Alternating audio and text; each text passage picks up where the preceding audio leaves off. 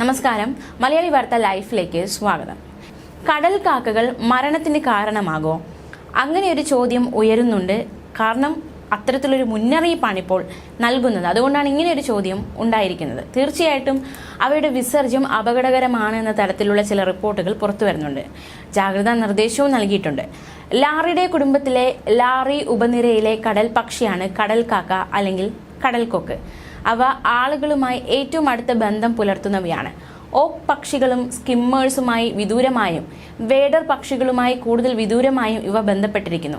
21-ാം നൂറ്റാണ്ട് വരെ ലാറസ് ജീനസിലാണ് കടൽ കാക്കകളുടെ മിക്ക സ്പീഷീസുകളും സ്ഥാപിക്കപ്പെട്ടിരുന്നത്. എന്നാൽ ഈ ക്രമീകരണം ഇപ്പോൾ പോളിഫൈലറ്റിക് ആയി കണക്കാക്കപ്പെടുന്നു. ഇത് പല ജീനസുകളുടെയും പുനരുദ്ധാനത്തിലേക്ക് നയിക്കുകയുണ്ടായി.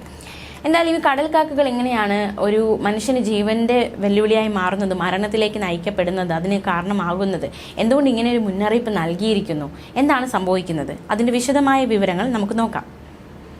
കടൽ കാക്ക ഇതാണ് ഇപ്പോൾ UK-യിലുള്ള ജനങ്ങൾക്കൊരു വെല്ലുവിളിയായി മാറിയിരിക്കുന്നത് എന്നാണ് മനസ്സിലാക്കാൻ സാധിക്കുന്നത്. കടൽ കാക്കകൾ ജനങ്ങളുടെ മരണത്തിന് കാരണമായേക്കും എന്നാണ് മുന്നറിയിപ്പ് നൽകിയിരിക്കുന്നത്. എന്തുകൊണ്ട് കടൽ കാക്കകൾ മരണത്തിലേക്ക് അല്ലെങ്കിൽ മരണത്തിന് കാരണമാകുന്നു? അതിനുള്ള കാരണങ്ങളും അവർ വ്യക്തമാക്കുന്നുണ്ട്. കടൽ കാക്കകളുടെ വിസർജ്യം ഇത് ജനങ്ങളുടെ ജീവന് വലിയ വെല്ലുവിളിയാകുന്നു എന്നാണ് വിദഗ്ധർ ചൂണ്ടിക്കാണിക്കുന്നത്. ഈ ഒരു മുന്നറിയിപ്പ് നൽകിക്കൊണ്ട് UK-യിൽ ജീവിക്കുന്നവർ സ്വയരക്ഷയ്ക്കായി പ്രത്യേക ജാഗ്രത പുലർത്തുക എന്ന ഒരു നിർദ്ദേശമാണ് അധികൃതർ നൽകിയിരിക്കുന്നത്. മാത്രമല്ല, റെൻഡോക്കിൽ പെസ്റ്റ് കൺട്രോൾ കമ്പനിയുടെ തലവനായ പോൾ ബ്ലാക്ക്ഹേസ്റ്റ് നൽകുന്ന മുന്നറിയിപ്പ് വരുന്ന ആഴ്ചകളിൽ കടൽ കാക്കകൾ രാജ്യത്തുടനീളം കൂടുതൽ സജീവമാകും അല്ലെങ്കിൽ കൂടുതൽ വരും എന്നാണ്. എല്ലാ പ്രദേശങ്ങളും ഈ സാഹചര്യം ഉണ്ടാകുമെന്നാണ് അവർ പറയുന്നത്. കടൽ കാക്കകളുടെ വിസർജ്യത്തിൽ ഈ കോളി, സാൽമോണെല്ല എന്നീ ബാക്ടീരിയകളുണ്ട്. ശ്വസിക്കുമ്പോഴോ അല്ലാതെയോ ഇവ ഉള്ളിലെത്തും. മാത്രമല്ല, കുടലിൽ മാരകമായ അണുബാധയും ഉണ്ടാക്കും എന്നാണ് അധികൃതർ പറയുന്നത്. വിസർജ്യങ്ങൾ ഉണങ്ങിയ അവസ്ഥയിൽ പോലും അവയുടെ സമീപത്ത് നിന്ന് ശ്വസിക്കുന്നത് ബാക്ടീരിയ ഉള്ളിലേക്ക് എത്താൻ വഴിയൊരുക്കുമെന്നാണ് മുന്നറിയിപ്പ്. അതുകൊണ്ട് തന്നെ ഇക്കാര്യത്തിൽ അതീവ ജാഗ്രത പുലർത്തണമെന്നും നിർദ്ദേശം നൽകിയിരിക്കുകയാണ്.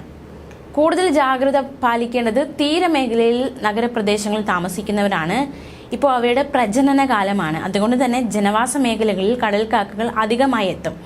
വീടുകൾക്ക് സമീപത്തും മേൽക്കൂരകളിലും നടവഴിയിലും വാഹനങ്ങളിലും ഇവയുടെ വിസർജ്യം ഉണ്ടാകാൻ സാധ്യതയുണ്ട്. അവ വിസർജ്യം അവിടെയൊക്കെ ചെയ്തു എന്ന് വരാം. ഈ ഒരു സാഹചര്യം മുന്നിലുണ്ട്. അതുകൊണ്ട് തന്നെ വലിയ രീതിയിലുള്ള മുന്നറിയിപ്പാണ് നൽകിയിരിക്കുന്നത്. വിസർജ്യത്തിൽ സ്പർശിക്കരുത്, മാത്രമല്ല അതിൻ്റെ സമീപത്ത് പോകരുത്. അങ്ങനെ അതിനടുത്തേക്ക് പോകാനുള്ള സാഹചര്യങ്ങളൊക്കെ കഴിവതും ഒഴിവാക്കി മുന്നോട്ട് പോകാൻ നോക്കുക.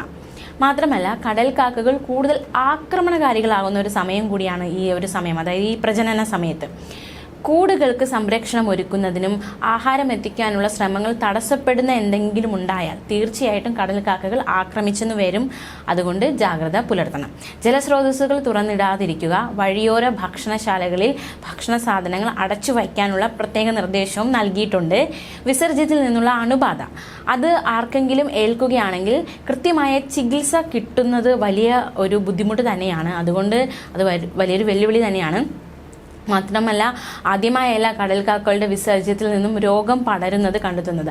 1993 ന്യൂയോർക്കിൽ 100 കണക്കിന് ആളുകൾക്ക് അജ്ഞാത രോഗം പിടിപെട്ടിരുന്നു. ഇതേ തുടർന്ന് നടത്തിയ പരിശോധന അതിലാണ് കടൽ കാക്കകളുടെ വിസർജ്യമാണ് രോഗം പടർന്നു പിടിക്കാനുള്ള കാരണമെന്ന് കണ്ടെത്തിയിരുന്നു. കടൽ കാക്കകളുടെ കൂടുകളുള്ള ഇടങ്ങളിൽ പുഴുക്കൾ, ചെറുവണ്ടുകൾ, ചെള്ളുകൾ എന്നിവയുടെ എണ്ണവും പെരുകാനുള്ള സാധ്യത വളരെ കൂടുതലാണ്. ഇത് പലതരത്തിലുള്ള രോഗങ്ങൾ പടരാൻ ആ ഒരു സാഹചര്യത്തിലേക്ക് നയിക്കാം. ഈ സാഹചര്യങ്ങളൊക്കെ ഉണ്ടാകുമെന്ന് മനസ്സിലാക്കി ജനവാസ മേഖലകളിൽ കടൽക്കാക്കകൾ എത്താതിരിക്കാനായി പെസ്റ്റ് കൺട്രോൾ കമ്പനികൾ നെറ്റുകളും ബേർഡ് സ്പൈക്കുകളും ഒക്കെ സ്ഥാപിക്കുന്നുണ്ട്. എന്തായാലും ഈ ഒരു മുന്നറിയിപ്പ് മനസ്സിൽ സൂക്ഷിക്കുക, കൂടുതൽ ജാഗ്രത പാലിക്കുക എന്നാണ്. എന്തായാലും UK-യിലുള്ളവർക്കാണ് ഈ ഒരു മുന്നറിയിപ്പെങ്കിൽ പോലും മലയാളികളൊക്കെയുള്ള ഇടമാണ് UK. തീർച്ചയായിട്ടും മലയാളികളും ഈ ഒരു ജാഗ്രതാ നിർദ്ദേശം മനസ്സിൽ സൂക്ഷിക്കുക.